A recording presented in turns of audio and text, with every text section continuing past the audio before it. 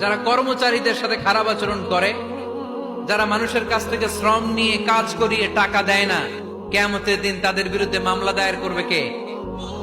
কে করবে?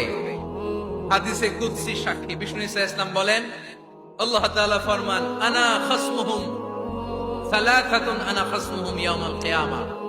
তিন শ্রেণীর ব্যক্তির বিরুদ্ধে আল্লাহ বলেন, আমি নিজেই কিয়ামতের দিন মামলা দায়ের করব। I will be against them in the day of judgment. Three categories of people I will be against them in the day of judgment. তিন শ্রেণীর লোক কিয়ামতের দিন তারা ছাড় পাবে না। আল্লাহ বলেন, আমি নিজেই তাদের বিরুদ্ধে মামলা দায়ের করব। এর মধ্যে এক শ্রেণীর লোক হচ্ছে রাজুলুন ইস্তাআজারা আজিরান ফাস্তাউফা মিনহু ওয়া লাম ইয়াতি আজরা। একজন শ্রমিক ভাড়া করে তার কাছ থেকে কাজ নিয়েছে, কিন্তু তার পারিশ্রমিক আদায় করে নাই। এরকম আছে না নাই? দাপট দেখায়। মেহনতি মানুষ, খেটে খাওয়া মানুষ, এদের দোয়া কবুল হয়ে যায়। আতুল আজিরা আজরাহু ক্বাবলা আন ইয়াজিফা আরাকুহু। খবরদার, বিশ্বনবী বললেন, শ্রমিকের ঘাম শুকিয়ে যাওয়ার আগে তাদের পারিশ্রমিক মিটিয়ে দাও।